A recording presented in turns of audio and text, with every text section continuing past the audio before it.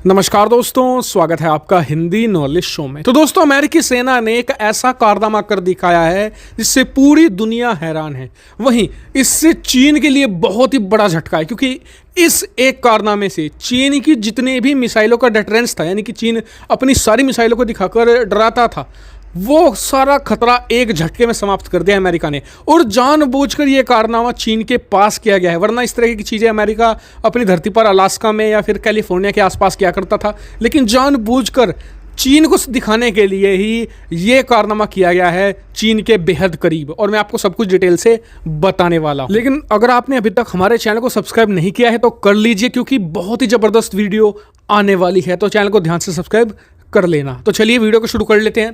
तो दोस्तों, आप सभी लोग जानते हैं कि जब से कोरोना स्टार्ट हुआ है और उससे पहले भी चीन अपनी डोंगफेंग मिसाइलों को दिखाकर डराता रहा है।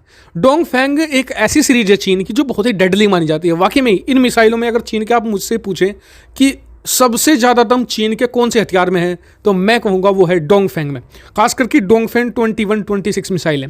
और चीन इनको लेकर बहुत ज़्यादा एक तरीके से एग्रेसिव भी रहता है, अमेरिका को भी डराता है और अमेरिका के लिए बहुत बड़ा खतरा भी है ये मिसाइलें। लेकिन अमेरिका ने इसका तोड़ निकाल लिया है और पहली बार ये कारनामा कर दिखाया है। दरअसल अमेरिका ने इन्हीं मिसाइलों की तोड़ के लिए एक बहुत ही ह्यूज टेस्ट प्लान किया।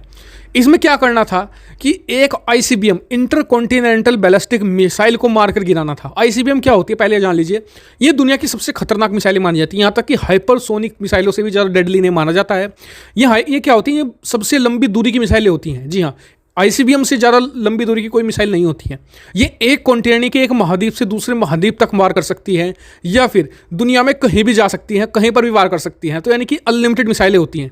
और ये इसलिए भी खतरनाक होती है क्योंकि ये अंतरिक्ष से वार करती है। पहले ये अंतरिक्ष में पहुंचती है, फिर वहां से अपने टारगेट सेट कर फिर अंतरिक्ष से अपने दुश्मन पर गिरती है। इसलिए इन्हें डिटेक्ट कर पाना बहुत ही मुश्किल है। और अगर आपने पावरफुल रडार से डिटेक्ट कर भी लिया तो फिर इन्हें मार कर गिरा पाना तो और भी ज़्यादा मुश्किल हो जाता है। लेकिन अमेरिका ने एक अपने ऐसे ही मैकेनिज्म को टेस्ट किया है। दरअसल अमेरिका ने किया क्या है, पहले वो आपको मैं डिटेल से बता देता हूँ। अमेरिका ने अपने जो मार्शल द्वीप से एक आईसीबीएम को फायर किया, यानी कि आईसीबीएम जो मिसाइल है उसे फायर किया, उसे छोड़ा। फिर अमेरिका ने अपने हवाई में तैनात शक्तिशाली रडारों से, जिसमें बताया जा रहा है कि इसमें अजिश असोर एयर डिफेंस सिस्टम की अहम भूमिका थी, उससे इसे इंटरसेप्ट किया। और फिर समुद्र में तैनात अपने युद्धपोत से एक इंटरसेप्टर मिसाइल छोड़ी और उससे अंतरिक्ष के अंदर जाकर इस आईसीबीएम को ध्वस्त कर दिया।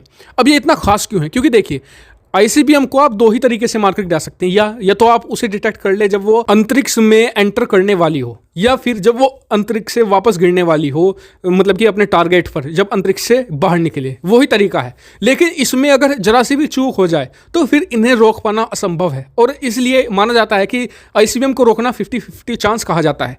और 100% इसे तभी रोका जा सकता है जब आप इसे अंतरिक्ष में मारकर गिरा दें, अंतरिक्ष में, क्योंकि इसकी मूवमेंट भी स्लो होती है। तो ऐसे में इसके लिए आपको चाहिए एक ऐसा रडार जो बेहद ही ज़्यादा ऊंचाई पर, यानी कि अंतरिक्ष में भी इंटरसेप्ट कर सके, और आपको एक ऐसी इंटरसेप्टर मिसाइल भी चाहिए जो अंतरिक्ष में जाकर मार सके।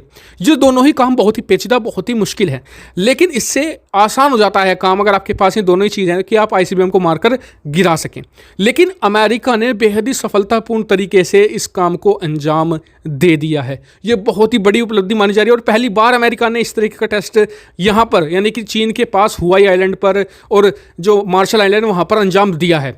इससे पहले अमेरिका जब भी आईसीबीएम को मारकर गिराने का टेस्ट किया करता था, वो अलास्का या फिर जो उसके कैलिफोर्निया में जो उसके लैंड बेस है वहाँ पर इन्हें अंजाम दिया करता था। लेकिन इस बार सीधा चीन को चेतावनी देने के लिए किया गया है और जानबूझकर युद्धपोत से एक आईसीबीएम को मारकर गिराया गया है, क्योंकि अमेरिका ये इंश्योर करना चाहता था कि इस कैपेबिलिटी का फ़ायदा अमेरिका को तो मिले ही, साथ ही अमेरिका का कोई सहयोगी मान लीजिए एशिया में और चीन उस पर आईसीबीएम दागता है तो अमेरिका उस देश को भी सपोर्ट दे सके। यानी कि पूरे ऑल ओवर द वर्ल्ड में अमेरिका को एक कैपेबिलिटी मिल जाएगी कि वो ऑल ओवर द वर्ल्ड कहीं पर भी किसी भी समय एक आईसीबीएम को आसानी से मारकर गिरा सके। और चीन के लिए अब मुश्किल का सबब तो यह है कि अब वो कौन से हथियार से अमेरिका को डराएगा, क्योंकि अभी तक वो यही कहता था कि उसके पास आईसीबीएम मिसाइलें हैं जो अमेरिका के जंगी बेड़ों को, अमेरिका के हवाई अड्डे को और अमेरिका के जो धरती है न्यूयॉर्क तक पहुंच सकती है मिसाइल उसकी, उनसे अमेरिका को तबाह कर देगा। लेकिन अब अमेरिका के पास ऐसा मैकेनिज्म है